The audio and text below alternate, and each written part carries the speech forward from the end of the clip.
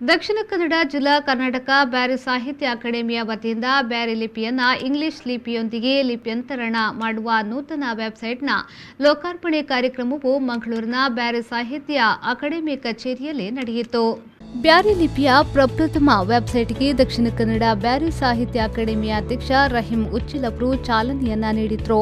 ಬಳಿಕ ಮಾತನಾಡಿದ ಅವರು, ಬ್ಯಾರಿ ಭಾಷೆಯು 1000ಕ್ಕೂ ಅಧಿಕ ವರ್ಷಗಳ ಇತಿಹಾಸ ಇರುವ ಭಾಷೆ. ಈ ಭಾಷೆಗೆ ಒಂದು ಲಿಪಿ ಬೇಕು ಎನ್ನುವ ನಿಟ್ಟಿನಲ್ಲಿ ಕಳೆದ 10 ತಿಂಗಳ ಹಿಂದೆ 11 ಮಂದಿ ಸದಸ್ಯರು ಸೇರಿ ಒಂದು ಲಿಪಿಯನ್ನ ಲೋಕಾರ್ಪಣೆ ಮಾಡಿದ್ರು.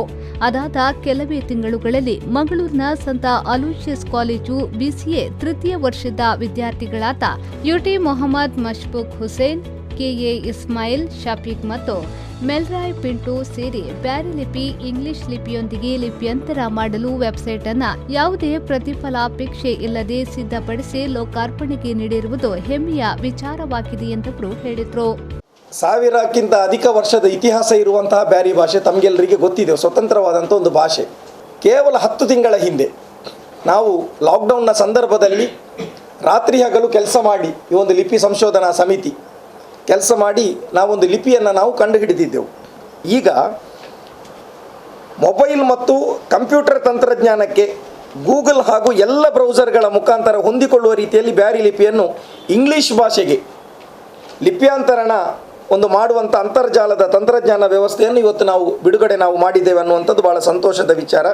ಸಂತ ಅಲೋಷಿಯಸ್ ಕಾಲೇಜಿನ ತೃತೀಯ ವಿದ್ಯಾರ್ಥಿಗಳಾದ ಯುಟಿ ಮೊಹಮ್ಮದ್ ಮಶ್ಫೂಕ್ ಹುಸೈನ್, ಕೆಎ ಇಸ್ಮಾಯಿಲ್ ಶಫೀಕ್ ಮತ್ತು ಮೆಲ್ರಾಯ್ ಪಿಂಟು ಇವರು ಈ ಬ್ಯಾರಿ ಭಾಷೆಯಲ್ಲಿ ನಾವು ಏನು ಲಿಪಿಯನ್ನು ಮಾಡಿದ್ದೇವೆ ಇದೇ ವಿಷಯವನ್ನು ಆಸಕ್ತಿಯ ವಿಚಾರವಾಗಿ ಅವರು ನಾವು ಯಾಕೆ ಇದರ ಬಗ್ಗೆ ಕೆಲಸ ಮಾಡಬಾರ್ದು ಅಂತೇಳಿ ಕೇಳಿದಾಗ ತುಂಬು ಹೃದಯದ ಸಹಕಾರ ಕೊಟ್ಟವರು ಅಲೋಷಿಯಸ್ ಕಾಲೇಜಿನ ಪ್ರಾಂಶುಪಾಲರು ಮತ್ತು ಈಗ ಇಲ್ಲಿ ಕುಳಿತಿರತಕ್ಕಂಥ ರಿಜಿಸ್ಟ್ರಾರ್ ಅವರು.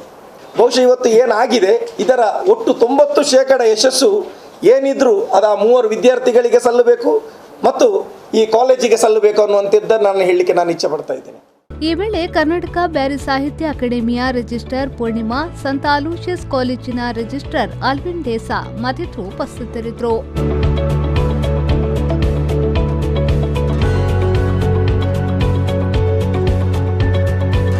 ಪವನ್ ಕಾಚಮುಡ್ಕ, ವಿ4 ನ್ಯೂಸ್, ಮಂಗಳೂರು.